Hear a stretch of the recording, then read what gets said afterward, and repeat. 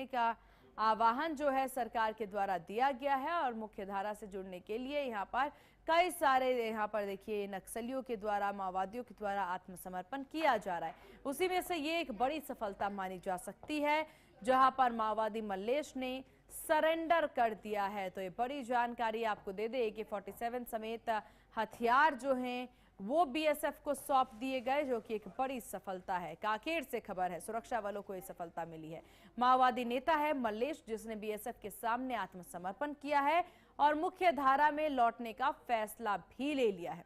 DVCM स्तर पर यह माओवादी छोटे बेटिया स्थित बीएसएफ कैंप पहुंचे और AK-47 समेत हथियार सौंपे गए। उसने बीएसएफ की 94वीं वाहिनी के कमांडेंट राघवेंद्र सिंह और जी ब्रांच अधिकारी के सामने ये सरेंडर किया है। तो ये बड़ी सफलता जो है वो मानी जा रही है टीम के द्वारा। टीम के हाथ ये बड़ी सफलता लगी है।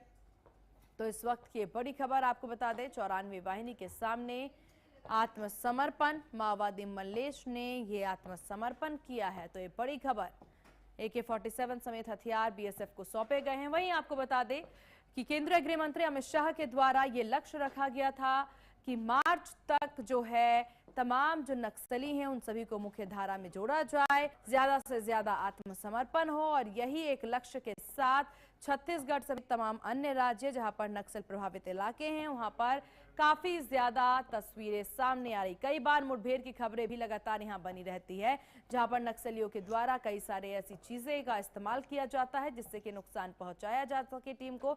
इस बीच आपको बता दें कई सुरक्षाकर्मी घायल भी हुए हैं। कई मुठभेड़ की खबरें हमने लगातार आपको बताई, लेकिन इस सब के बाद ये एक बड़ी सफलता टीम को मिलती जरूर नजर आ रही है, क्योंकि इस बीच काफी बड़ी संख्या में हमने आत्मसमर्पण भी देखा है नक्सलियों के द्वारा।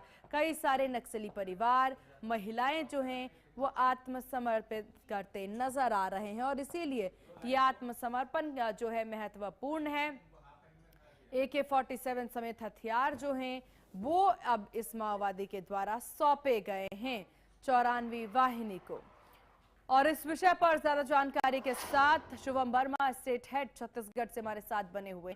शुभम, क्या कुछ जानकारी मिल रही है, क्योंकि टीम के हाथ ये बड़ी सफलता लगी है, एक के बाद एक आत्मसमर्पण हो रहे हैं। जरा इस माओवादी के बारे में तमाम जानकारी साझा करें। जी, ये नक्सलियत दबाव का बहुत अच्छा एक रिस्पांस आया है कि आज बीएस रमन्ना जो है एक कांकेर में रात को 12 बजे ही अपने आत्मसमर्पण बीएसएफ के सामने अपना आत्मसमर्पण किया है। कहा जा रहा है कि ये दबाव के कारण किया है, सरकार में जितना दबाव रहा है और 31 मार्च डेडलाइन दिया गया है गृह मंत्री अमित शाह और छत्तीसगढ़ सरकार के, इसी दबाव के कारण यह आत्मसमर्पण किया गया है। ये बहुत अच्छी बात है। अभी आपने कुछ देर में देखा महासमुंद क्षेत्र में भी खुद नक्सलियों ने खुद ही आके अपना आत्मसमर्पण करने के लिए गृह मंत्री को पत्र लिखा था और गृह मंत्री ने रेडियो पर भी अपना आत्मसमर्पण देने के लिए उन लोगों को आग्रह किया था। इसी का ये परिणाम है कि खुद ही नक्सली खुद ही अपने होके आकर ही आत्मसमर्पण कर रहे हैं। बिल्कुल। और देखिए शुभम, बताया जा रहा है कि माओवादी नेता मल्लेश इनका नाम है और मल्लेश ने जब आत्मसमर्पण किया है तो AK-47 जैसे हथियार जो हैं वो भी आत्मसमर्पित किया है। क्या यहाँ पर मल्लेश के अलावा भी उनके टीम में उनके साथी सहयोगी जो हैं उनके द्वारा भी दिया गया है क्या?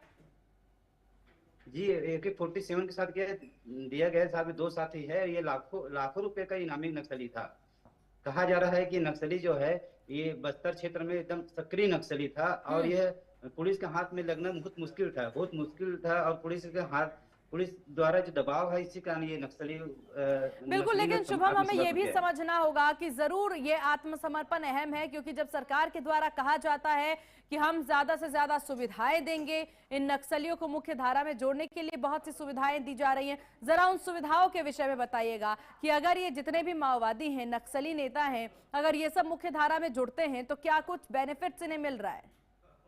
जी हाँ, एकदम आपने सही कहा है। नक्सली जितना भी आत्मसमर्पण कर रहे हैं उसके रहन सहन के लिए, पुनर्वास के लिए इंदिरा प्रधानमंत्री आवास योजना है, ऐसे योजना उसके लिए अलग से राशन कार्ड बनाए जा रहे हैं, उसको रहने के लिए व्यवस्था किया जा रहा है, उसके जो सुविधाएं हैं उसको उपलब्ध कराया जा रहा है। और देखा गया है कि कुछ अभी हम लोग देखा कि सरकार ने जो नक्सली जो अंदर है जेल के अंदर उनको भी निकालने के लिए, उनके पुनर्वास के लिए सरकार आगे बढ़ी है और कोर्ट में दलील दिया है कि जितने नक्सली जो अंदर में है, जेल के अंदर है, वो जो अच्छे व्यवहारिक है उसको भी निकाल कर उसको अपने रास्ते पे लाके उसको विकास कार्य में जो लाया जाए उन लोगों को। शुभम, जरा आंकड़े बताइएगा, क्या आंकड़े हैं अभी यहाँ पर, कितने यहाँ पर नक्सलियों के द्वारा आत्मसमर्पण किया गया है? मुठभेड़ के विषय में भी जानकारी दीजिएगा।